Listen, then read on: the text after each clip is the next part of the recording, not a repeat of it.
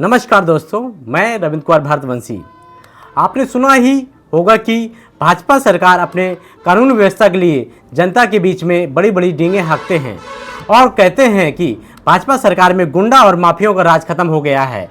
और उत्तर प्रदेश में योगी जी के बुलडोजर की बात करते हैं और कहते हैं कि जब से उत्तर प्रदेश में भाजपा की सरकार तब से क्राइम कम हो गया है।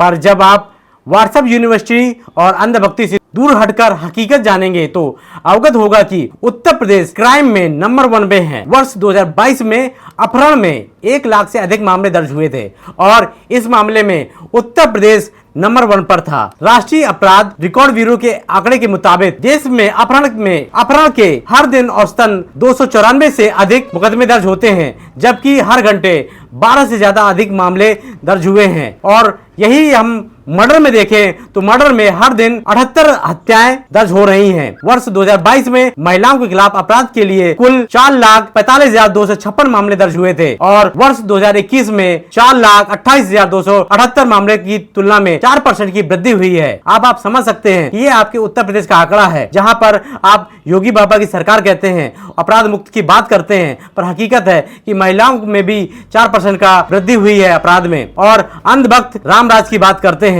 गृह मंत्री जी भी कहते हैं कि उत्तर प्रदेश में महिलाएं रात के अंधेरे में भी सुरक्षित सड़कों में घूम सकती हैं, जबकि हकीकत कहीं कोसों दूर है। जब आपको पता चलेगा कि एनसीआरबी यानी राष्ट्रीय अपराध रिकॉर्ड ब्यूरो की रिपोर्ट में एक खबर प्रकाशित हुई थी। वर्ष 2019-21 में देश से लगभग 13 लाख लड़कियां गायब थी। आप चौंक जाएंगे कि लगभग 13 लाख लड़कियां देश से गायब हैं और इनमें से आपको बता दें कि 18 वर्ष से जो कम उम्र की लड़कियां हैं वो 2,51,430 आंकड़ा बताया गया है और 18 वर्ष से ज्यादा लड़कियों में 10,61,648 आंकड़ा बताया गया है। और ये सब आपके भाजपा सरकार में हो रहा है। और आपको बता दें कि सबसे ज्यादा मध्य प्रदेश यानी आपके भाजपा सरकार के प्रदेश में सबसे ज्यादा महिलाओं का गायब होने का आंकड़ा सामने आया है। और ताजुब की बात है कि हमारा नेशनल मीडिया इन खबरों को छुपाने का काम करता है, क्योंकि अब देश में तानाशाही का माहौल बनता जा रहा है। और जब हमने अपने सांसद जी से इस मामले में सवाल किया,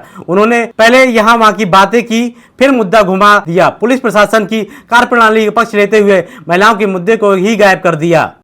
गायब इसलिए भी कर दिया, उनको डर था कहीं हम उनसे मणिपुर के संबंध में सवाल ना पूछ दें, या महिला पहलवानों के साथ हो रहे शोषण के संबंध में सवाल ना पूछ दें, या उनके सहयोगी दल जनता दल के सांसद प्रज्वल रेवन्ना के सेक्स स्कैंडल, जो देश का सबसे बड़ा सेक्स स्कैंडल माना जाता है। और आपको बता दें, इस सेक्स स्कैंडल में जो खबर सामने आई है कि आपके सांसद ने महिला कर्मचारियों को, यहां तक कि पुलिस महिला कर्मचारियों को, पत्रकारों तक को भी नहीं छोड़ा, ऐसी खबर सामने आई हुई है। और जब हमने आपके सांसद से बोला, जब हमने उनसे बोला कि आपके हमीरपुर में भी कुछ ऐसा हुआ है जिसमें आपके सांसद का रिएक्शन देखने लायक था। अब आप ही समझिए कि आपके सांसद जी को आप लोगों और महिलाओं के साथ हुए घिनौने कृत्य से कोई मतलब नहीं है। जब हमने उनसे बताया कि उनके क्षेत्र में एक नाबालिग दलित समाज की बच्ची का अपहरण हुआ, उसका गैंग रेप हुआ और रेप के बाद उस बच्ची को बिहार में देह व्यापार के लिए 50,000 में बेच दिया गया, जहां बच्ची 6 से 7 महीने उन दरिंदों के कब्जे में रही। और जब वहां की पुलिस प्रशासन ने बच्ची को बरामद करके न्यायालय के माध्यम से हमीरपुर पुलिस को सौंपा, तो हमीरपुर पुलिस ने लापरवाही बरतते हुए मुद्दे को भटका दिया और बच्ची और परिवार पर दबाव बनाते हुए मुद्दे में प्रेम प्रसंग का मामला शामिल कर दिया। जब हमने सबूत दिए और सांसद जी को दिखाया भी, तब भी सांसद जी ने किसी प्रकार का कोई रिएक्शन नहीं दिया, जबकि सांसद जी को इस घटना की जानकारी लेनी चाहिए थी, सच्चाई जाननी चाहिए थी। यदि घटना सच्ची है तो ऐसी घटना दोबारा ना हो सके, इसके लिए पुलिस प्रशासन, पुलिस अधीक्षक जी के खिलाफ कुछ ना कुछ कार्रवाई करनी चाहिए थी। उनको क्या, उनको तो मात्र वोट चाहिए। आप लोग मोदी जी के नाम पर जो वोट दे देते हैं, इसलिए उनको कोई मतलब नहीं है कि आपके क्षेत्र में अपराध कितना बढ़ रहा है, किसके साथ क्या हो रहा है, इनसे उनके कोई मतलब नहीं है। उनको ये भी नहीं पता कि उस गंभीर पीड़ा और दर्द से एक गरीब और दलित समाज की बच्ची ने कितना दर्द झेला होगा, क्योंकि उनके परिवार और समाज की होती तो शायद उनको उस दर्द का एहसास होता। जब हमारे द्वारा आपके सांसद जी से शिक्षा के क्षेत्र में कुछ सवाल किए गए तो उनके समर्थकों ने बात नहीं करने दी और जय श्री राम के नारे लगाते हुए अपने सांसद को बचाने का प्रयास किया और साथ साथ हम एक पत्रकार के साथ धक्का मुक्की करने का कृत्य किया। हमने भी बुंदेलखंड में व्यवस्था बदलने की और जनता को उनके हक दिलवाने का बीड़ा उठा रखा है, तो हमने जबरन उनसे साक्ष्य दिखाकर बताया कि आपके क्षेत्र में गरीब परिवार के बच्चों को 10 बाय 10 के कबाड़ रूम में कक्षा 1 से लगा के 5 तक के बच्चों की क्लास चलाई जा रही है।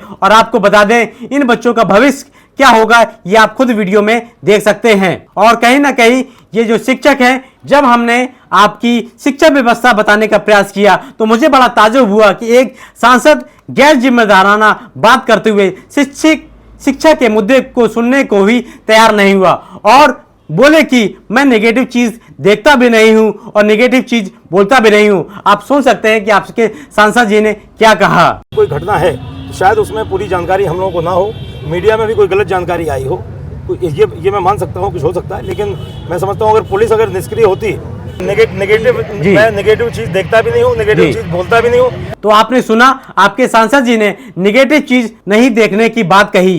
तो मैं सांसद जी आपको एक बात कहना चाहता हूं कि आप व्यवस्था की कमियों को नेगेटिव समझते हैं तो इसका मतलब है आपको विकास की परिभाषा का ज्ञान नहीं है और आप सच्चे जनसेवक नहीं हैं। आप मत मोदी जी की कृपा से बार बार सांसद बन रहे हैं। वैसे भी आपसे उम्मीद करना जनता की गलती है, क्योंकि जनता को आप पहले ही बोल चुके हैं कि आप बूढ़े हो चुके हैं और अब इससे ज्यादा विकास नहीं कर सकते।